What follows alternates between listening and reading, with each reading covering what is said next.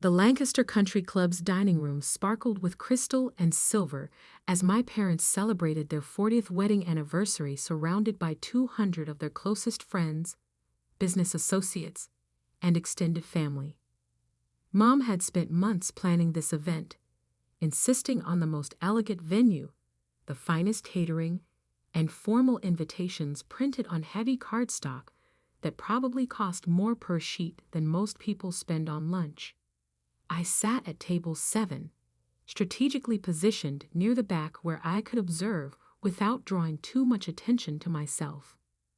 My simple navy dress and minimal jewelry marked me as distinctly underdressed compared to the other guests, who seemed to be competing for who could wear the most expensive designer outfit to honor Gerald and Patricia Foster's 4 decades of marriage.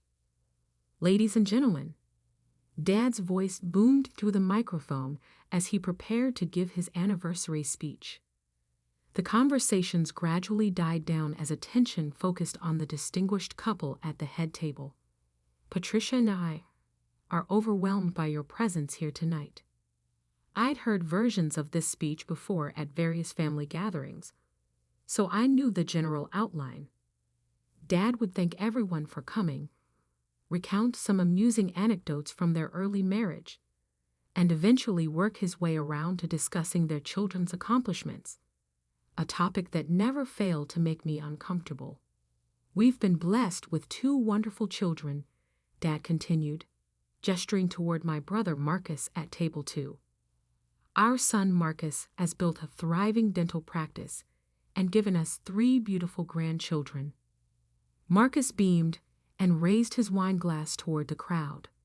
At 35, he was everything my parents had hoped for in a son. Professionally successful, financially stable, married to a lovely woman from a good family, and living in the right kind of suburban house with the right kind of mortgage. And our daughter. Dad paused, his eyes scanning the room until they found me. Well, our daughter is still finding her way. The familiar knot formed in my stomach. I'd been still finding my way, according to my parents, for the past 12 years, ever since I'd graduated from Princeton with a PhD in chemistry at age 24 and declined to pursue what they considered a proper career path. Dr. Sarah Foster has always been our little scientist. Mom chimed in from beside him, taking the microphone with practiced ease. Even as a child, she was mixing chemicals in the basement, much to our horror. Polite laughter rippled through the crowd. I managed a weak smile while internally cringing at the way she made my childhood fascination with chemistry sound like an amusing phase, rather than the foundation of a serious scientific career. She's still playing around in laboratories. Mom continued with that indulgent tone she used when discussing my life choices. Our daughter's little science hobby. Nothing too serious, just playing in labs here and there. The casual dismissal hit me like a physical blow. 12 years of groundbreaking research, revolutionary discoveries that were reshaping our understanding of molecular chemistry, and dozens of peer-reviewed publications reduced to playing around in laboratories. My life's work characterized as a hobby, like collecting stamps or gardening on weekends. What made it worse was that Mom genuinely believed she was being supportive. In her worldview, acknowledging that I had a PhD made her a progressive parent, even if she couldn't quite grasp what I actually did with that education. We keep hoping she'll settle down and find something more stable, Dad added with a chuckle. Maybe teach high school chemistry or work for a pharmaceutical company. Something with regular hours and good benefits. The suggestion that I should teach high school chemistry, not that there's anything wrong with teaching, revealed how completely they misunderstood the scope and significance of my work. I wasn't someone who needed to find a job. I was someone who had dedicated my life to pushing the boundaries of human knowledge in ways that could potentially transform medicine, energy, and materials science. But explaining quantum chemistry and molecular engineering to parents who thought playing in labs was an adequate description of research science had proven impossible. After years of failed attempts to bridge that gap, I'd given up trying to educate them about what I actually did for a living. The truth was far more complex than my parents could imagine. While they thought I was struggling to find direction, I'd spent the last 8 years conducting research that had already led to 3 major breakthroughs in catalytic chemistry. My work on enzyme mimetics had opened new pathways for drug development. My research on carbon capture technologies was being implemented by energy companies around the world, and my latest project, developing synthetic processes that could revolutionize materials manufacturing, had attracted attention from the highest levels of the scientific community. But none of that translated into the kind of success my parents could recognize or value. I didn't have a corner office, a secretary, or a salary they could brag about at dinner parties. I had research grants, laboratory access, and the respect of my peers, currencies that didn't register in their understanding of professional achievement. "We're proud of Sarah's intelligence," Mom continued, "but we do worry about her future. The academic world is so uncertain, and she's 36 now. We just want her to find security and stability." Security and stability. The eternal parental concerns that completely missed the point of why I'd chosen this path. I wasn't pursuing chemistry for job security. I was pursuing it because I believed I could contribute to discoveries that might help solve some of humanity's most pressing problems. But enough about our children's career anxieties, Dad said with a laugh that made my face burn with embarrassment. Tonight is about celebrating 40 years of marriage and the wonderful friends who supported us along the way. I sat back in my chair, trying to become invisible as the speech moved on to other topics. Around me, I could feel the sympathetic glances from other guests who just learned about the Foster family's charity case. The brilliant but impractical daughter who'd chosen intellectual pursuits over financial responsibility.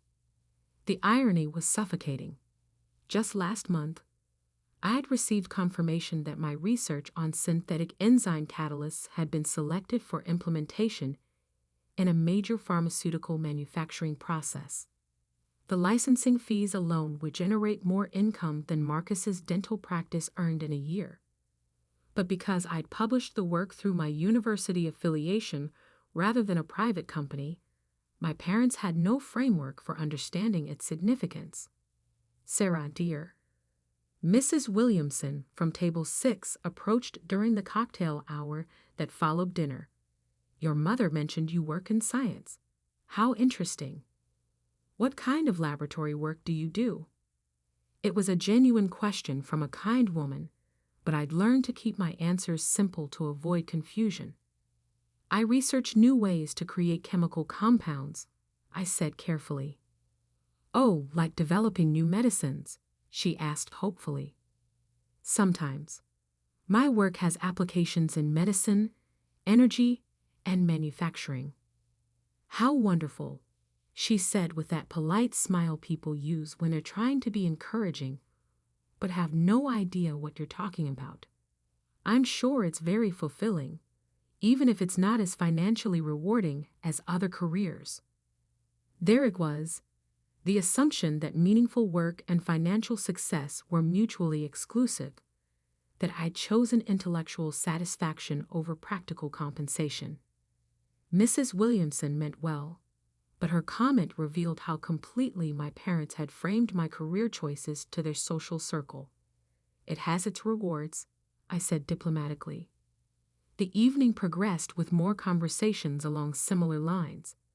People asked polite questions about my research, offered gentle encouragement about eventually finding stable employment, and shared stories about their own children's more conventional career paths. I smiled and nodded and tried not to let the casual condescension get under my skin. By 9 o'clock, I was mentally calculating how much longer I needed to stay before I could politely escape. Mom would expect me to remain for the cake cutting and probably the first dance, but after that, I could slip away and return to my apartment where I could review the latest data from my current experiment without having to explain why I found molecular structures more fascinating than small talk about vacation destinations. Then my phone rang. The ringtone cut through the ambient conversation like a knife. I glanced at the screen and saw an international number with a country code I didn't immediately recognize. Normally, I would have declined the call and returned it later, but something about the timing made me hesitate. "Excuse me," I murmured to the table, stepping away to take the call in a quieter corner of the room. "Hello, this is Dr. Sarah Foster." "Dr. Foster, this is Professor Erik Lindqvist from the Royal Swedish Academy of Sciences in Stockholm." My heart stopped. The Royal Swedish Academy of Sciences. There was only one reason they would be calling me directly. "I'm calling to inform you that you have been selected as this year's recipient of the Nobel Prize in Chemistry for your revolutionary work on synthetic enzyme catalysis and its applications to sustainable manufacturing processes." The world tilted on its axis. The Nobel Prize. The highest honor in scientific achievement. The recognition that marked a researcher as one of the most important contributors to human knowledge in their field. Are you certain?" I managed to whisper. "Absolutely certain, Dr. Foster. The committee was unanimous in their decision. Your research has fundamentally changed our understanding of catalytic processes and opened new pathways for environmentally sustainable chemistry. We'll be making the public announcement tomorrow morning, but I wanted to give you advance notice." I was holding my phone with trembling hands, barely able to process what I was hearing. The Nobel Prize for my little science hobby. "Dr. Foster, are you there?" "Yes, I'm here," I said, though my voice sounded strange to my own ears. "Congratulations, Dr. Foster. This is a well-deserved recognition of truly groundbreaking work." I thanked him and hung up, still staring at my phone like it might have been playing some kind of elaborate prank. The Nobel Prize in Chemistry, for work my parents described as playing around in laboratories. I looked across the room at Mom and Dad, who were holding court near the head table, completely unaware that their disappointment of a daughter had just received the highest honor in scientific achievement. Without really thinking about what I was doing, I walked back toward the center of the room where most of the guests were gathered. "Excuse me," I said loudly enough to get attention. "I'm sorry to interrupt, but I just received some news that I think you might want to hear." Conversations died down as people turned to see what the quiet foster daughter had to say. "I just got a phone call from Stockholm," I announced, my voice growing stronger as I spoke. "From the Royal Swedish Academy of Sciences." I could see my parents exchanging confused glances. Stockholm meant nothing to them, but I noticed Dr. Peterson from Table 4 straightening up with sudden attention. As a retired physics professor, he understood exactly what a call from Stockholm implied. "They called to inform me that I've been awarded this year's Nobel Prize in Chemistry." The silence that followed was so complete, I could hear the ice maker cycling in the kitchen. 200 guests stared at me like I just announced that I was actually an alien from another planet. "The Nobel Prize?" Mom's voice was barely a whisper. "For my work on synthetic enzyme catalysis," I continued, feeling like I was in some kind of dream. "The research I've been conducting for the past 8 years.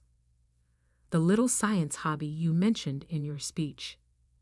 Dad's champagne glass slipped from his hand and shattered on the floor, the crystal fragments scattering across the polished hardwood. "Sarah," he said slowly, Are you saying you won the Nobel Prize? The actual Nobel Prize? Yes, Dad, the actual Nobel Prize. Dr. Peterson suddenly stood up, his chair scraping against the floor. Ladies and gentlemen, he announced to the room, do you understand what this means? Dr. Foster has just received the highest honor in scientific achievement. She's won the Nobel Prize. The room erupted. Conversations exploded as people tried to process this information. Phones came out as guests started Googling Nobel Prize chemistry and Sarah Foster. The quiet, unsuccessful daughter had just revealed herself to be one of the most distinguished scientists in the world. But Mom was struggling to form complete sentences. But you work in a laboratory. You don't have a real job. Mom, I said gently, I am one of the leading researchers in catalytic chemistry. My work has been published in every major scientific journal. Universities around the world use my research in their graduate programs. Graduate programs? Dad repeated faintly. The work I do isn't a hobby, I continued. It's groundbreaking research that's changing how we understand chemical processes. The Nobel Committee just recognized it as some of the most important scientific work being done today. Mrs. Williamson approached with her phone in her hand, looking stunned. Sarah, I just looked you up online. There are dozens of articles about your research. The New York Times called you one of the most innovative chemists of your generation. The New York Times wrote about you? Mom asked weakly. Several times, I confirmed. Most recently when my carbon capture research was implemented by 3 major energy companies. You work with energy companies. Dad's voice cracked on the question. Among others, pharmaceutical companies license my research for drug development. Manufacturing firms use my processes to create new materials. The work I do has applications across dozens of industries. The scope of their misunderstanding was becoming clear to everyone in the room. For 12 years, my parents had described me as an aimless academic while I had been building a reputation as one of the most important researchers in my field. Dr. Foster, a voice called from across the room. I turned to see Professor Martinez from the local university, someone I'd met briefly at academic conferences. I had no idea you were the Sarah Foster.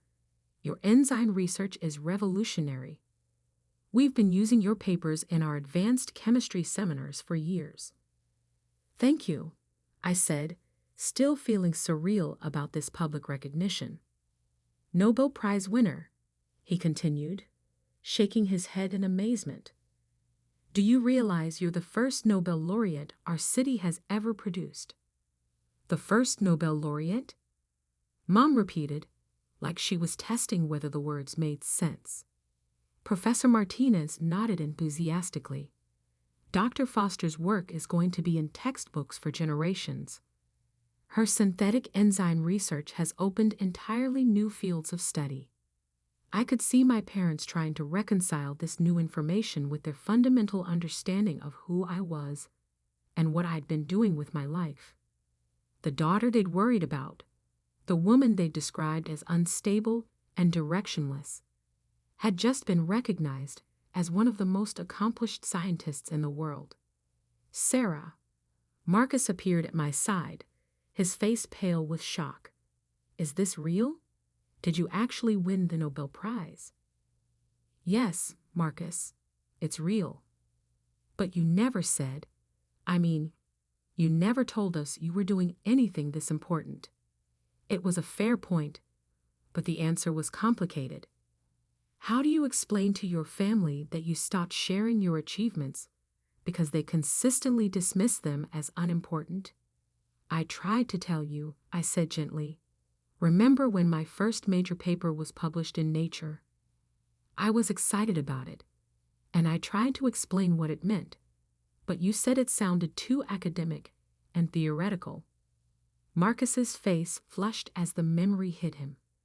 You tried to show us the journal, and I said nobody reads that stuff except other professors.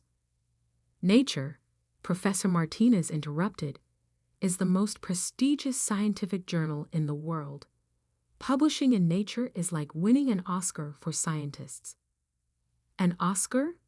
Mom said weakly. And Dr. Foster hasn't just published in Nature, Professor Martinez continued, apparently oblivious to the family drama he was intensifying. She's published in Science, JACS, Chemical Reviews, every top-tier journal in chemistry. Her citation index is extraordinary.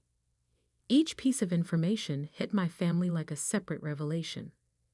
The language of scientific achievement was foreign to them, but Professor Martinez was translating it into terms they could understand. When I got the Breakthrough Prize last year, I added quietly, I mentioned it at Christmas dinner.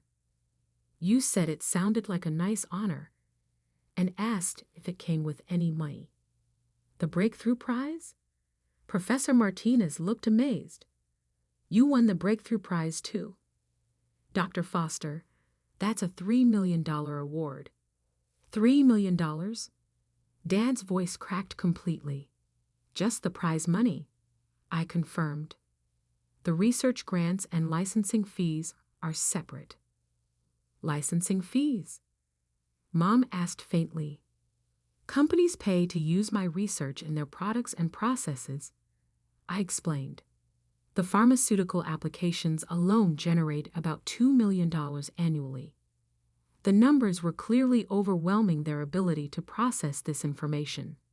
For years, they'd worried about my financial stability, while I'd been earning more money than they could imagine.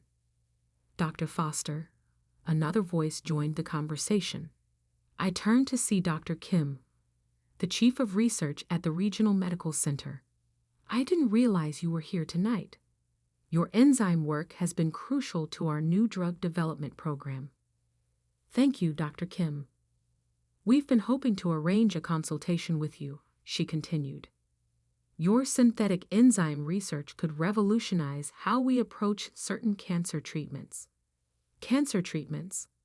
Mom whispered.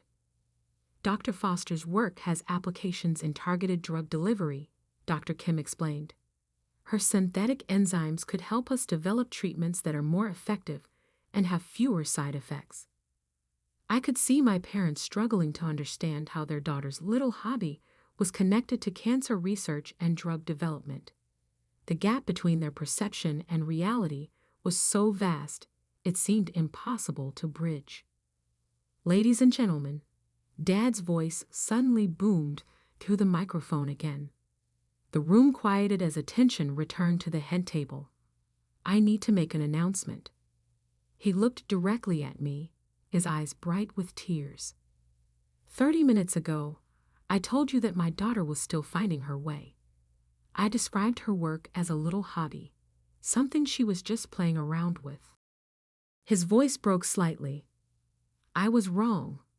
Completely, embarrassingly wrong. The room was absolutely silent. My daughter has just been awarded the Nobel Prize in chemistry, he continued. She's not finding her way. She's leading the way. She's not playing around in laboratories. She's conducting research that's changing the world. He paused, looking directly at me across the room. Sarah, I'm sorry. We're sorry. We didn't understand what you were doing because we never took the time to really listen and learn. We measured your success by our standards instead of recognizing that you were operating at a level we couldn't even comprehend. The apology hung in the air like a bridge between the past and whatever came next. Dr. Foster, Professor Martinez said quietly, would you mind if we asked some questions about your research?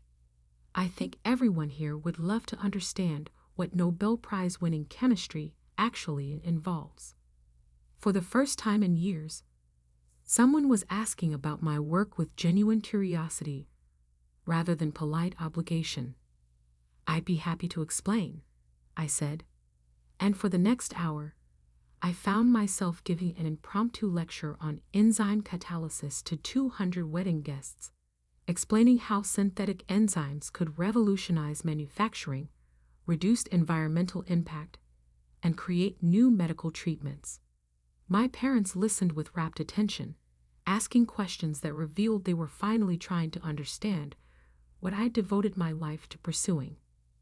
"So when you said you were working on carbon capture," Mom said slowly, "you meant you were developing technology to fight climate change." "Essentially, yes. My synthetic enzymes can capture carbon dioxide more efficiently than existing methods and convert it into useful materials." "And this is important work?" Dad asked. Professor Martinez laughed. "Important? Dr. Foster's research could help save the planet.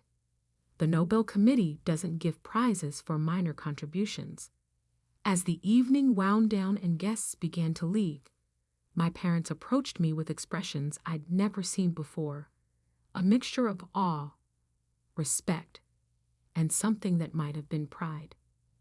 "Sarah," Mom said, tears flowing freely now, "I don't know how to apologize for tonight, for all the nights.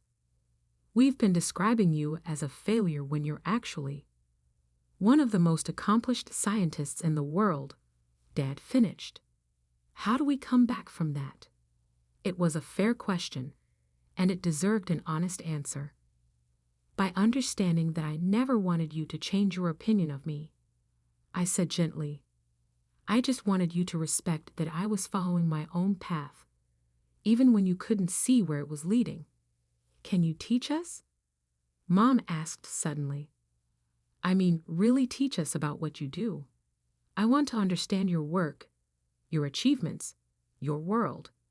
"I'd like that," I said and meant it. As we gathered our things to leave, Dad pulled me aside. "Sarah, I have one more question." "Okay, are you happy? With your research, your life, everything you've built, are you happy?" It was such a dad question, cutting straight to what mattered most. "Yes," I said simply. "I'm doing exactly what I was meant to do, solving problems that fascinate me, contributing to human knowledge in ways that might help people. I can't imagine being happier." "Good," he said, and hugged me tighter than he had in years. "That's all that really matters."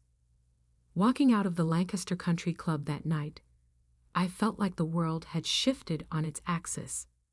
The secret was out, the pretense was over, and for the first time in years, my family knew exactly who I was and what I'd accomplished. It wasn't the anniversary celebration my parents had planned, but it was the beginning of a new kind of relationship, one built on truth instead of assumptions, understanding instead of judgment. And as I drove home to my apartment, past the university where my research was changing the future, I realized that being truly known for who I was felt better than any prize ever could. The Nobel Prize was just the world's way of confirming what I'd always known. Sometimes the most important work happens in laboratories, away from the spotlight, pursued by people who care more about discovery than recognition. But having my family finally understand that my little hobby was actually my life's calling, that was worth more than any award could ever be.